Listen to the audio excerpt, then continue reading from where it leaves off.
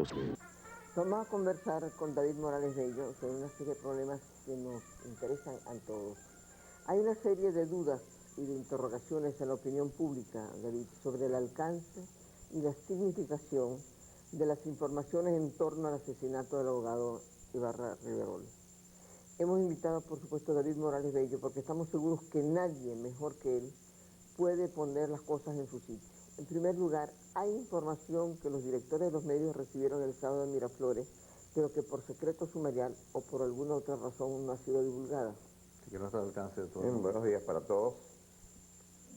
Pienso que el caso de Ibarra Riverol se ha complicado por dos factores, por supuesto concurrentes. El uno es el caso en sí, la forma como se comete el asesinato. La policía parte de un punto cero porque solo encuentra un muerto con 2 disparos. Y el segundo, ustedes me van a perdonar que en un medio de comunicación social exprese esto frente a ustedes, periodistas tan calificados, que el caso se comenzó a dilucidar por la prensa y por los medios de comunicación en general en forma tal que hubo demasiadas manos en el caldo y el caldo se puso morado. No es posible aceptar que la investigación de un crimen pueda hacerse puertas abiertas. Yo vi un día en el noticiero de acá, del Canal 4, al doctor Torresagudo, desesperado, tratando de hablar, y ni siquiera lo dejaban hablar, para pedir que por favor desalojaran el cuartel de la PTJ, porque no les permitían movilizarse dentro de sus propias instalaciones con la libertad que era necesaria. Y salió una voz por el micrófono que le dijo: "Ahí está en el cuartel de la PTJ, hay algo que esconder". Así no se puede investigar un crimen. Eso no ocurre en ningún país del mundo.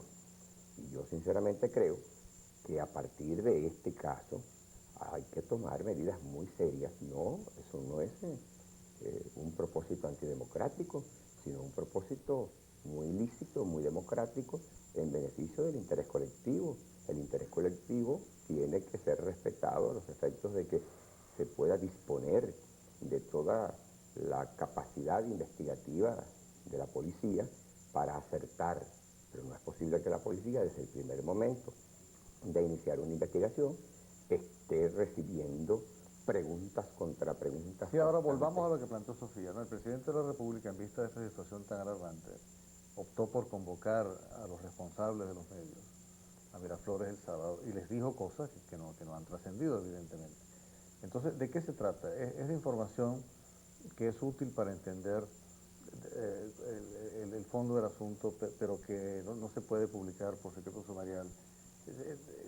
No, yo lo que creo es que el presidente, con mucho juicio, llamó a Miraflores, a los responsables de los medios de comunicación social, para pedirles colaboración en el sentido de que contribuyan con su prudencia a que la Policía Técnica Judicial pueda analizar bien las hipótesis y llegar a la meta deseada del esclarecimiento. Desde luego que el presidente se refirió a situaciones que hemos visto publicadas con mucho despliegue y que luego quedan como flotando en el aire, porque entonces la gente tiene que preguntarse dónde está la verdad, en lo que se publica se está ocultando, o lo que se deja de publicar.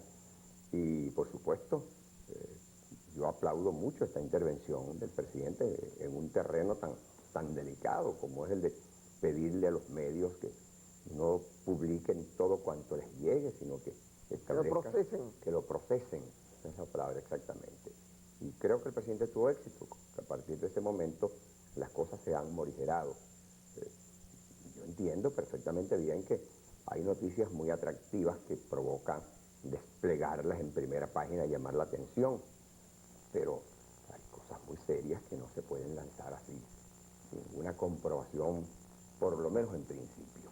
Ahora, David, hay un punto respecto al cual el presidente insistió, y yo creo que nosotros no debemos dejar de mencionarlo, y es esto que tanto se dijo de un plan desestabilizador con atentados y una serie de actos criminales que realmente son como para crear un cierto pánico colectivo de ser cierto. Eso fue lo que se publicó sobre el general Machado Santana, Sí. el exdirector de la DIN, Ya ¿no? hablaremos de Sí. eso. Sí, no, pero ya que David lo menciona, esa publicación por un órgano habitualmente acreditado, pues en serio, que Sí. causó una inmensa impresión. A mí, ¿Qué nos puede a decir mí tú me de eso? impresionó y me preocupó, Ajá. porque desde luego uno no puede pretender que el tratamiento sea solamente el rigurosamente previsto en la ley. Pero yo me preguntaba, bueno, si esto es cierto, a estas horas debería estar abierta una averiguación muy exhaustiva para determinar hasta dónde este Pero tú peligro está puedes tú planteado. aquí hoy decirnos que eso no es cierto. Yo puedo decir que eso no es cierto. Como un plan de desestabilización organizado por un individuo con una capacidad o una potencialidad de peligro extraordinaria, como para poner al país a temblar ante su capacidad de maleficio. Y Eso no es plan verdad. del cual el asesinato de Ibarra Riverol habría sido una pieza, ¿no? Eso no es verdad. Eso no es verdad. Eso no es verdad. Ahora, David, quienes cotejamos las diversas informaciones difundidas por los medios, tenemos que llegar a la conclusión de que en todo caso hay en todo esto muchísima desinformación, en el sentido que se usa hoy día la palabra. Sí, bueno, tú acabas de Desviar la información, esa es la desinformación. Y no contribuye. Ahora, ¿por qué? ¿Por qué? Ya mencionamos un caso que tú sostienes categóricamente que es falso, ¿no? Pero hay una eclosión de hipótesis, algunas tan graves como esa, ¿no? Que luego quedan en el vacío. Pero ahora, ¿qué motiva a un órgano de prensa, a un periodista, a hacer afirmaciones tan graves? Bueno, hay muchas causas, entre otras un interés en sobresalir con informaciones aparentemente exclusivas. Así lo entiendo yo. No creo que haya un propósito de dañar, sino más bien un propósito de sobresalir. Bueno, ahora en el abanico, La excitación de la noticia. en el abanico de desinformaciones que hemos sufrido, y el verbo es el correcto, ¿no? No todo el mundo puede ser ingenuo, o no todo el mundo puede no tener algún motivo ulterior. La desinformación se ha convertido en uno de los instrumentos más conspicuos y eficaces de la subversión. Sí, pero yo pienso que si hay algún motivo ulterior, debe ser el de mantener un estado de tensión, Con que desde luego es especulado desde otros ángulos. Bueno, pero Porque cuando alguien se pone tenso, cualquier cosita que lo toque lo hace vibrar. lo hace desestabilizar. Entonces, Eso es lo que es. Eso puede ser perfectamente bien, pero estamos Ahora, hablando en términos digamos, hipotéticos. Lo que es, sin duda alguna, porque se ha materializado, es la publicación de especies realmente escandalosas que luego entonces quedan como flotando en el aire y no ha pasado nada. No, que algo peor, queda la idea de que esa era una buena pista, Pero y de, que y ahí de que las autoridades la han desechado a priori, ¿no? No, todo lo contrario, eso sí no. Eso sí lo digo con toda seriedad. Ni No, era una buena que pista. no es así, pero que la gente sospecha que ni pueda era una estar buena así. pista, ni se desestimó. Ni se echó a un lado. Simplemente porque no Pero quiso queda investigar. flotando la impresión de que así hubiera podido ser. Ahora, En algunas personas. David, y explícanos lo más que tú puedas sobre los temas que te vamos a plantear ahora, porque es muy importante tu opinión. En primer lugar, el juicio a los 3 exministros de Defensa. ¿En qué se basa? En unas denuncias públicamente formuladas por el teniente coronel Godoy y en la orden que el presidente de la República, enterado de esa situación, le transmitió al ministro de Defensa para que se abriera una investigación ante la Corte Marcial a fin de averiguar la veracidad de esos hechos. Ese es el comienzo en lo que respecta a la averiguación castrense, pero hubo una investigación paralela en la jurisdicción ordinaria, porque el coronel Godoy no fue directamente a la jurisdicción castrense, sino que fue a la jurisdicción ordinaria, y entonces se planteó por ante el Tribunal Superior de Salvaguarda una investigación que luego la Corte Suprema de Justicia, en su sala de casación penal, determinó debía ser remitida a la Corte Marcial donde se encuentra por tratarse de asuntos de naturaleza militar. Pero justamente algunos de los abogados defensores han invocado algo llamado fuero militar para pedirle al presidente Lucín que ordene un sobreseimiento de ese juicio. ¿Eso tiene alguna base?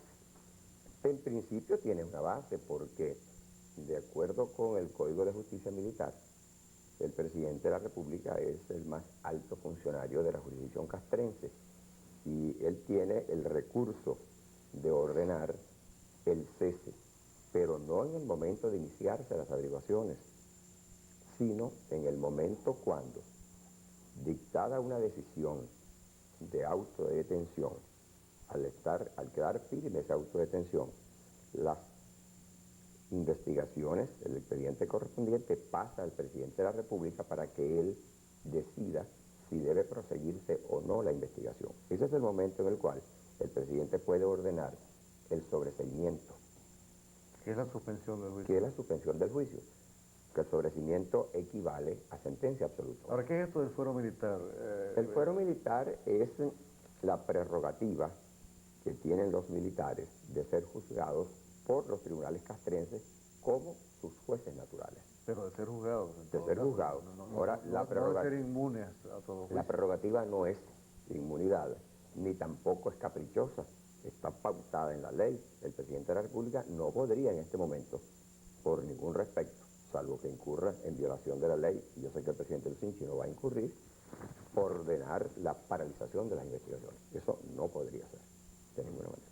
Bueno, está luego el caso del comandante Godoy, ¿no? Sobre quien hay opiniones contradictorias, ¿no? El Mundo de ayer, lo voy a mostrar, afirma que el comandante Godoy ha entrado en entredicho en el Consejo de Investigación de las Fuerzas Armadas y dice cosas gravísimas, ¿no?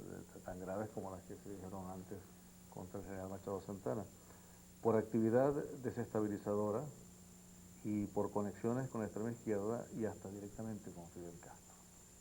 ¿Qué se puede pensar de una información así? Yo no tengo la menor noticia de eso y desde ayer cuando lo vi estoy interesado en obtener alguna información que me permita ubicar frente a esto, pero hasta donde yo conozco, el teniente coronel Godoy ha planteado muy abiertamente sus denuncias y el Consejo de Investigación, recordemos que fue constituido por órdenes del ministro de Defensa cuando hubo aquellas declaraciones del teniente coronel Godoy a raíz de la muerte del doctor Ibarra Riverol, atribuyendo directamente el crimen a los 3 exministros.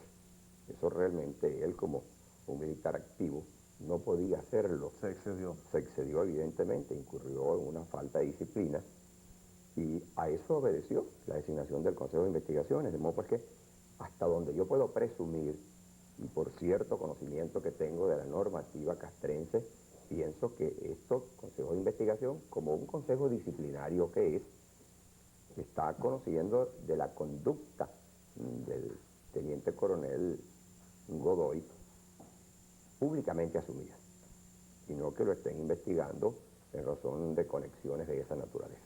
Ahora, dentro de ese cuadro, ¿qué significa el asesinato de Ibarra Riverol? Sí, porque todo el mundo piensa de que el asesinato de Ibarra Riverol está vinculado con todo este asunto.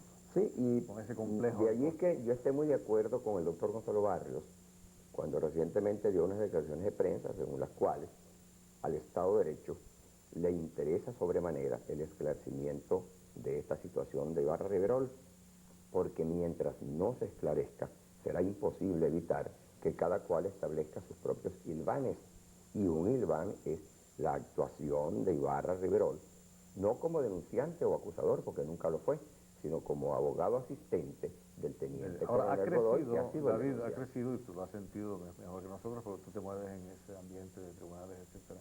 Ha crecido la presunción de que el caso no se va a esclarecer, de que vamos a tener otro cangrejo, de que los hilos del caso llevan a donde no se quiere llegar. Es muy desafortunado. Sí, y será imposible evitar esa sospechabilidad mientras no se descifre el caso.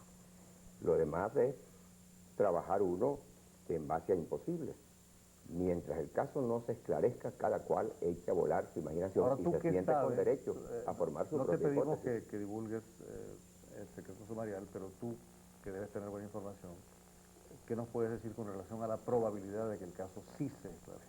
Yo creo en la posibilidad cierta del esclarecimiento del caso, sobre todo después de la intervención del presidente Lucinchi, al pedir una colaboración mínima a fin de que las cosas se puedan investigar, no con sosiego, porque la policía no puede actuar sosegadamente, pero sí con alguna libertad de acción. No puede un policía investigar con un micrófono de una cámara de televisión detrás, eso no es posible. ¿Para qué recursos tiene un sistema democrático frente a un cuadro como el que está planteado? ¿Qué recursos tiene? El que le da la ley no tiene otro. Porque en este caso, Pero es débil la democracia frente a estas cosas, o es fuerte. Porque fíjate que si se viene yo creo que no es débil. En este caso los débiles somos los que debemos aplicar la ley y muchas veces no la aplicamos a tiempo. Porque es que Sofía y yo hemos comentado esto entre nosotros casi continuamente desde que ocurrió, porque es un tema que nos angustia, como creo que a todos los venezolanos. Y yo personalmente he llegado a la conclusión de que si se ven las cosas en perspectiva y sin interés de desacreditar el sistema democrático, todo esto significa no una descomposición y una decadencia de la democracia, como se está diciendo, sino más bien un avance de la democracia. No es fácil advertir esto, ¿no? Pero cuando uno recuerda hasta qué punto, hasta 1958 inclusive, ¿no? Los primeros días del mes de enero de ese año, y durante toda la historia republicana, el origen y la legitimidad de todos los gobiernos eran las Fuerzas Armadas, y que cuando hubo el pequeño intento de 1948 de que el presidente Gallegos estuviera investido únicamente con el poder de la soberanía popular, y a corto plazo el Estado Mayor Conjunto le presentó un ultimátum y lo derrocó. Yo creo que en medio de todo lo que es desagradable y de ambiguo en todo esto, estamos viviendo un avance democrático en el cual las Fuerzas Armadas, que conservan desde luego el respeto y la admiración de todos los venezolanos, sin embargo, ya no pueden ofenderse, porque, o no deben, porque un exministro de Defensa se ha indiciado. Desde luego, yo estoy totalmente de acuerdo contigo, Carlos. Pienso que esto es demostración de un avance. La pérdida de los temores es un avance. Y hemos perdido temores infundados, pero que existían en relación con unas ciertas esferas que eran tabú. Hoy día la libertad democrática permite el esclarecimiento de cualquier hecho que deba ser investigado sin diferencia alguna en razón de las esferas o de los sectores en los cuales se muevan las personas y en los cuales hayan ocurrido los hechos. Fíjate tú lo que ocurrió con este foro recientemente hecho al comandante general del ejército, al general Olavarría.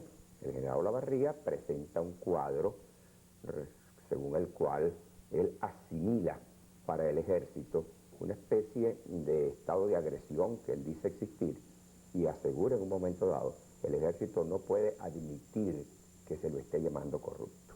Eso dio lugar a una serie de manifestaciones que pusieron las cosas en su lugar y conforme a las cuales, sin duda alguna, el general Olavarría quedó colocado en una posición de exagerador de algo que nadie estaba planteando, porque absolutamente nadie ha puesto en tela de juicio la dignidad, la honorabilidad y la respetabilidad del ejército y de todas las Fuerzas Armadas.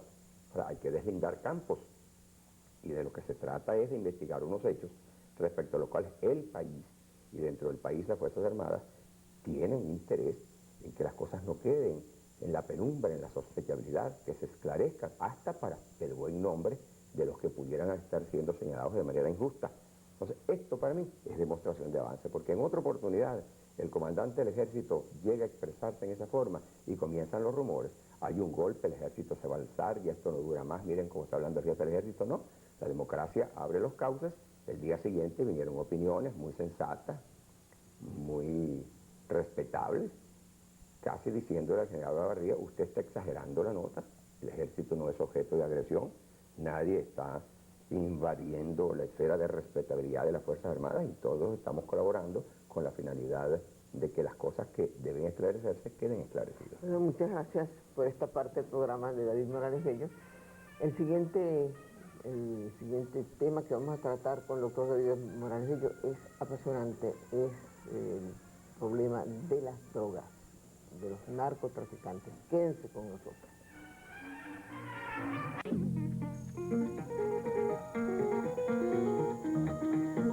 Tan solo al romper enero que después del abrazo fuerte, yo me condeno a quererte. Seguimos con David Morales Bello y ahora quisiéramos que nos hables del problema del narcotráfico, sobre el cual te has convertido en un especialista, válgame la redundancia, especialmente bien informado. Todo, por ejemplo, el atentado frustrado contra el presidente de Colombia, indica que se trata de un problema mucho más grave de lo que se puede pensar en el principio.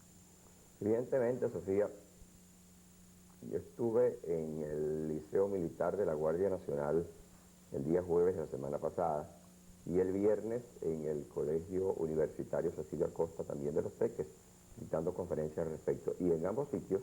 Siempre sobre la droga. Siempre sobre la droga. Y en ambos sitios sostuve algo que te voy a repetir ahora.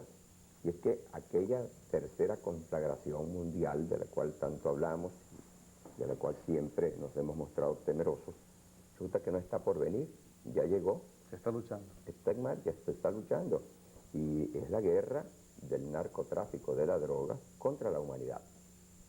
De modo que si la humanidad no entra en un estado de conciencia colectiva y repele la agresión de la droga, cada vez vamos a ser más envueltos y va a llegar un momento en el cual la droga va a amenazar con triunfar.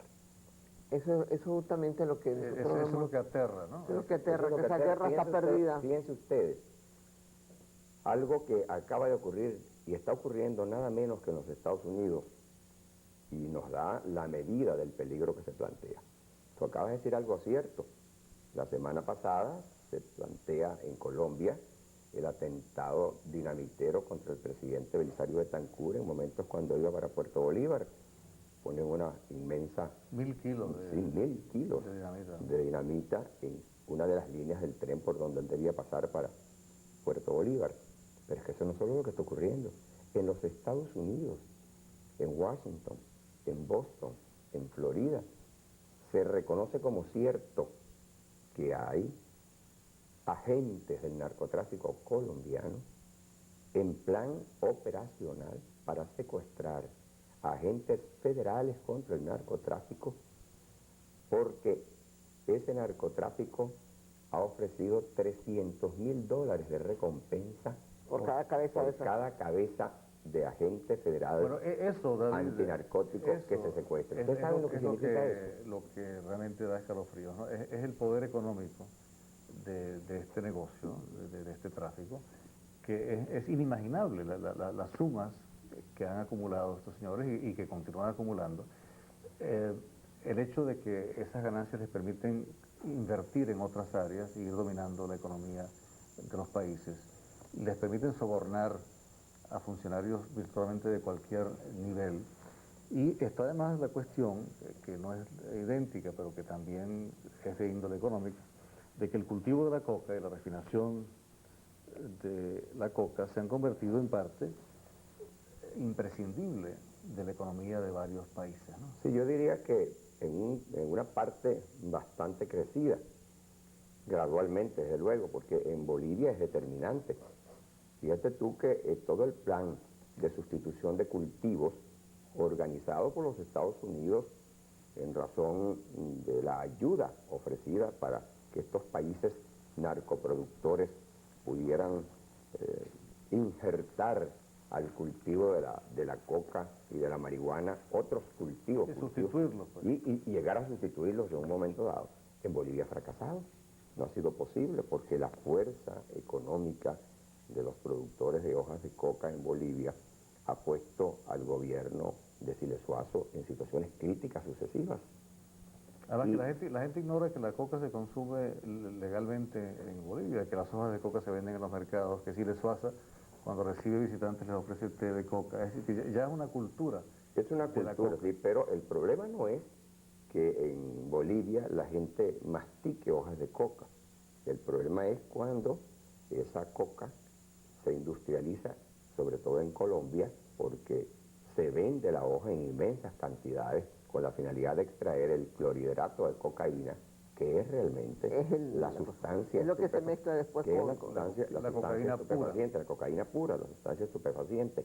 De modo pues que hay que distinguir entre esa costumbre tradicional de los bolivianos de masticar hojas de coca y la preparación del clorhidrato. Eso lo sabemos, Esto pero es para solamente decir eso hasta lo- qué punto la coca es parte de la cultura del altiplano y cómo es tal vez imposible lograr que los bolivianos no cultiven más coca. ¿Sí? No, sí es posible.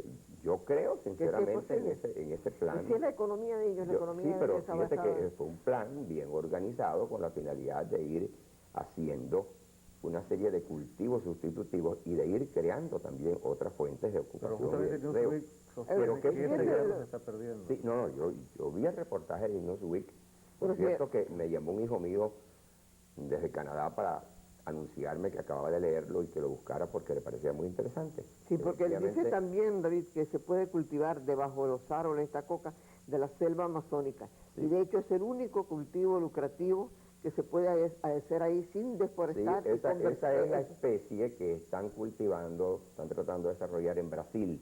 Exacto. Es una especie que se vende más barata, Sí, porque Que es tiene, menos tiene eficaz, menos ¿no? principio activo. tiene menos principio activo. Pero se sí. puede cultivar en toda la Amazonia. Y sobre todo en la selva, pero ya este es un crecimiento de carácter económico porque en Brasil no está planteada ninguna dependencia en relación con la siembra o el cultivo de No, la es un coca. cultivo lucrativo, Es simplemente. estrictamente económico para Me los parece que el único que se puede llevar a cabo allí sin talar los árboles, cosa contra la cual todo el mundo está. Entonces estamos ahora confrontados con la horrible perspectiva de que la Amazonia se convierta en un vasto campo de siembra Ahora mira, yo de- Claro, creo, pues yo Carlos, quería preguntarte, mira, yo creo David. en esto, perdón Sofía, No, en cómo esto no. hay un contraste entre el comportamiento de quienes especulan comercialmente la producción de materia prima para la preparación de la coca sobre todo y de la marihuana también, y el comportamiento gubernamental, porque en Colombia tenemos los dos ejemplos muy claros. El presidente Belisario Betancur, una vez que el narcotráfico manda a asesinar al ministro de Justicia, Rodrigo Lara Bonilla, y no lo mandan a asesinar simplemente por un acto de terror, sino como una respuesta, porque fueron descubiertos 19 laboratorios en la selva, en Colombia. Y estos 19 laboratorios tenían instalaciones para producir prácticamente 1 tonelada métrica diaria de cocaína. Ante la aprehensión de esos centros de producción de clorhidrato de cocaína, el narcotráfico manda a asesinar en una calle de Bogotá al ministro de la Bonilla. Y desde ese momento, el presidente Belisario Betancur entra en guerra contra el narcotráfico. Y Antier trata de matarlo a él. Están incluso incorporando productos químicos con la finalidad De rendir más. mediante los herbicidas, acabar con las siembras de coca. Entonces, que en Colombia hay una acción oficial, hay una acción gubernamental determinada que hasta intenta matar al presidente Betancur la semana pasada. Pero al lado de eso, en contraste con eso, hay la acción pertinaz de los narcoproductores y los narcotraficantes en general, cuyas redes llegan a Washington, llegan a Boston, llegan a todos los Estados Unidos con una amenaza como la que acabamos de mencionar. Entonces, allí hay un comportamiento gubernamental perfectamente diferenciable de lo que es el imperio del narcotráfico. Pero en Bolivia no es así. En Bolivia el gobierno luce neutralizado por la acción de los narcotraficantes. Ahora, David, lo que yo quería preguntarte, por el tiempo se va pasando, la relación y la vinculación entre el narcotráfico y la subversión. Para mí es un hecho. Pienso que entre los planes de los subversivos no figura inicialmente aliarse con los narcotraficantes. Pero ocurre como con las coordenadas, que cada una parte de un lugar y llega un momento en el cual se cruzan. Pudieran incluso continuar cada una hacia su meta correspondiente, pero hay el lugar de cruce. Eso ha pasado con el narcotráfico y la subversión. Los subversivos son enemigos naturales de los gobiernos democráticos a los cuales combaten, y los narcotraficantes son enemigos naturales de los gobiernos democráticos que los combaten a ellos. Entonces ahí viene el punto de cruce. En un momento dado se descubren con que tienen intereses en común y llegan a aliarse y actúan en forma aliada. Nadie puede negar que, sobre todo en los países del sur, la gente de Sendero Luminoso apoya, respalda y obtiene a su vez compensaciones económicas o pagos en especie, sobre todo en armas, para evitar que el gobierno de Bueno, Bolivia... y la acusación de que estados soberanos están permitiendo el uso de su territorio como punto de paso. Yo creo en eso. Mediante pago. Creo en eso, porque lo he mencionado en otras oportunidades. En Cuba no hay consumo de drogas. El gobierno es sumamente rígido y mantiene un control estricto en cuanto a la posibilidad de que alguien pueda consumir drogas en Cuba. Sin embargo, los grandes embarques, sobre todo de cocaína, provenientes de Colombia, los que parten de Medellín, llegan a Cuba. Y en una isla que es la isla del Gran Paredón, se hacen los transbordos de las grandes embarcaciones que controla un narcotraficante muy conocido, Jaime Guilló Lara, a unas embarcaciones pequeñas y ligeras que entran, unas van a las Bahamas y otras entran directamente por el sur de la Florida. Y fíjate lo que acaba de ocurrir con un venezolano que está preso en los Estados Unidos, con Lizardo Márquez Pérez. Lizardo Márquez Pérez es detenido en los Estados Unidos portando un pasaporte nicaragüense y es señalado en el juicio que se le sigue como complicado en un embarque muy grande de cocaína proveniente de Nicaragua. Entonces, allí en los Estados Unidos el juicio que inicialmente se le sigue a Márquez Pérez tiene que ver con la condición de portador de un pasaporte nicaragüense en la que aparecía con nombre falso y con su complicación en un inmenso contrabando de cocaína proveniente también de Nicaragua. Ahí lo agarran con las manos en la masa, con 7 kilos de cocaína que está tratando de distribuir en ese momento, pero su vinculación con aquello forma parte de lo que se conoce como una andanza suya. Entonces, es posible que un gobierno que tiene tanto control, un gobierno que logra mantener un estado de vigilancia permanente como el gobierno de Nicaragua, pueda un Márquez Pérez obtener un pasaporte falso y negociar con drogas en un ambiente sin que el gobierno se entere de eso. ¿Puede un Robert Vesco actuar como actúa, como conexión entre el primer ministro Pindling de las Bahamas y Jaime Guilló Lara como gran embarcador de cocaína proveniente de Colombia y operar allí en la isla de Gran Paredón, cobrar por operaciones de transbordo que se hacen y que el gobierno de Fidel Castro no se entere de eso? Es ilógico. Entonces yo digo que en los planes de Fidel Castro y en los planes del gobierno nicaragüense pueda que no figure hacer tratos con el narcotráfico como parte de su acción de gobierno, pero los hechos, así como en el ejemplo que puse de las coordenadas, conducen a que se encuentren en un momento dado y se entienden, porque hay algo que les resulta común. Para mí, este bombardeo de drogas permanentemente a los Estados Unidos no es meramente comercial. Allí hay un fondo perfectamente perceptible, porque con toda la campaña que hay en los Estados Unidos, son 13 departamentos luchando contra la droga. Las publicaciones reconocen que ha habido una disminución de un 10% en el consumo de marihuana, pero no se ha podido disminuir el consumo de cocaína. Entonces, ese bombardeo de cocaína permanente a los Estados Unidos tiene que obedecer a lo que decíamos en un comienzo, a la guerra que está declarada. Y esa guerra no es de la droga inanimadamente, sino de un narcotráfico que en vinculación con los movimientos subversivos está minando el recurso humano de los Estados Unidos y nuestro también, con lo que significa que está mermando la capacidad defensiva de estos países. Bueno, muchísimas gracias, David Morales Bello. Realmente no nos dejaste con una nota muy optimista hoy, lo que es muy bueno. Pero fíjate, nos pone alerta, perdón, nos pone yo no trato de dramatizar, Sí, pero sino no, de poner las cosas en su por eso, lugar pero para no que nos demos pusiste- cuenta que esto no es cuestión de niños. Esto no es cuestión de creerlo o no creerlo, Esa es sino cuestión de que ahí está. de darnos cuenta de que estamos agredidos. Y cuando uno está agredido se defiende o fenece. Bueno, muchas gracias de nuevo, David Morales Bello. Nos has creado un estado de conciencia, como digo, muy importante. Y por fin, esta noche, es la gran exposición del maestro Otero. El maestro Otero está con nosotros. Quédense ustedes con nosotros para esta vez no solamente verlo, que lo verán esta noche en el Museo de Arte Contemporáneo, sino para oírlo. Por cierto que yo antes de terminar como guayanés y como amigo, contemporáneo, compañero de escuela, Alejandro Otero, quiero agradecerles muchísimo esto que están haciendo ustedes por este gran valor nacional.